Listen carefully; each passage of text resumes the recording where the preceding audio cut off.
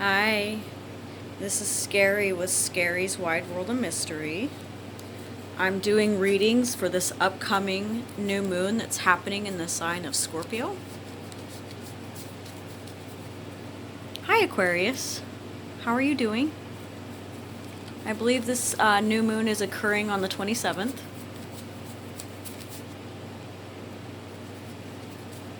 I'm just shuffling right now, so what does Aquarius need to know for this new moon in Scorpio? Scorpio is fixed water and you are fixed air. You guys are like the jet stream in our atmosphere. And Scorpio is like the glaciers, fixed water, ice. I think both of you have a lot to do with the weather patterns, to be honest. I don't know why that just came out, but maybe some of you have learned the art of controlling the weather. I learned that last year. It was pretty cool. Conjured up a few storms.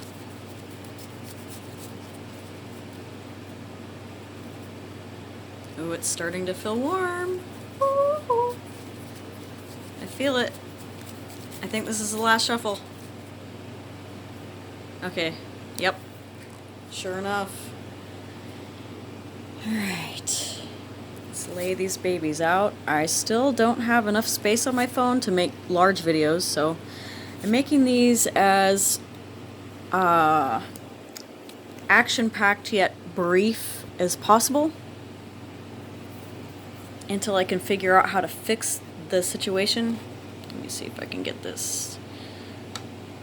We have 9 of Cups, so feeling really emotionally satisfied where you're at the moment.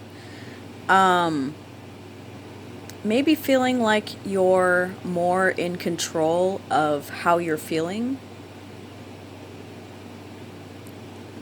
Probably having laid to rest a lot of unhealthy emotional baggage that you might have been holding on to.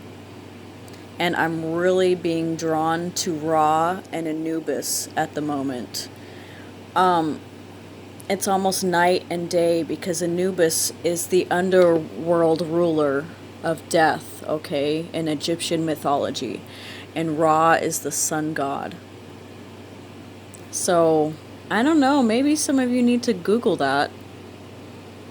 I'm serious. It might have something you might find something of significance to you.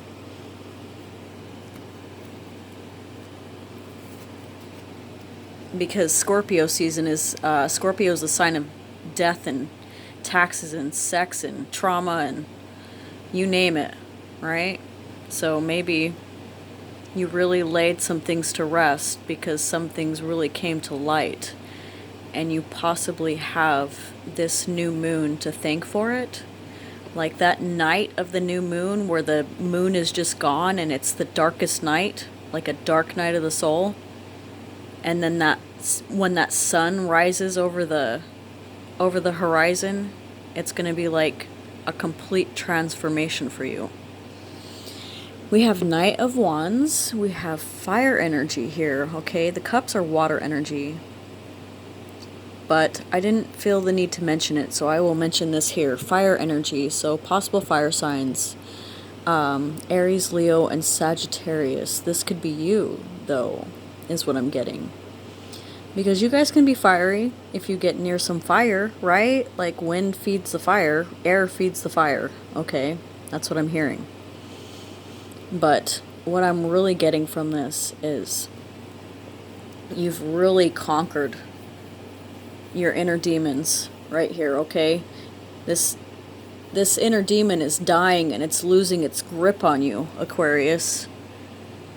Pretty soon you're going to feel more free than you ever have in a long time. Like maybe for a long time you've let things box you in and constrain you, but not anymore.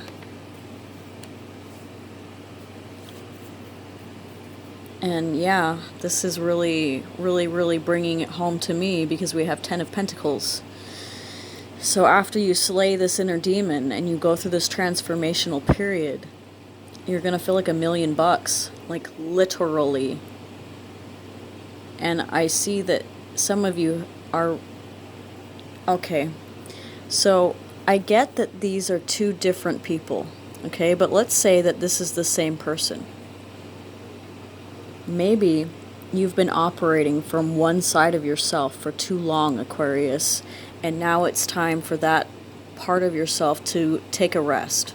So you're laying it to rest for a little while, all right? Because eventually we all come into union with our feminine and masculine counterparts of ourself, in ourself, right?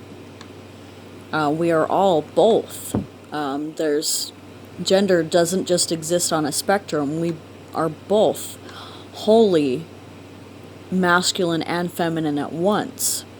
So if you've been operating from a particularly feminine or emotional side of yourself, you're going to be feeling a lot more of your masculinity come through, all right, at this point in time, which is exactly what's happening in the collective, right? You guys kind of signify the collective in the 11th house. The divine feminine has done her work to help raise the divine masculine so that there can be union. And here is the risen divine masculine putting to bed his divine feminine so she can rest for a while. Interesting. And I've seen this in same-sex couples. I've seen this in everybody has a divine feminine and masculine side to themselves.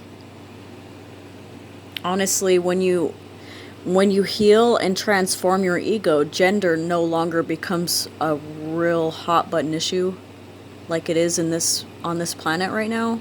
And I understand why it is, okay? Because people like to cling to those gender roles so hard, all right? But once you realize that you are both and you are able to reconcile both inside of you and you come into divine union within your soul, it doesn't matter if somebody calls you a man or if somebody calls you a woman, because you're both. And maybe that person is honoring or recognizing that part of you. And it doesn't offend you anymore if you don't identify as that part of you. Anyway, please excuse my Starbeing talk. The last one we have is Queen of Pentacles, and she showed up in the Pisces reading as well, okay? And this is earth energy. You could be dealing with your earth side or any earth that you have in your chart, which is Taurus, Virgo, or Capricorn. We have all of the energies in our chart. Some of our energies are empty, which means those are places that can be filled, right? So maybe now it's time to really come into that knowing, that understanding of your self-worth. Because that's what the Queen of Wands is. She is self-worth. She nurtures herself. She takes good care of herself. She eats well. She exercises. She sleeps when she needs to sleep. She tells people no when she needs to tell them no. All right? Anyway, Aquarius, as always, you guys are fucking awesome and I love your faces. I will talk to you later. Bye.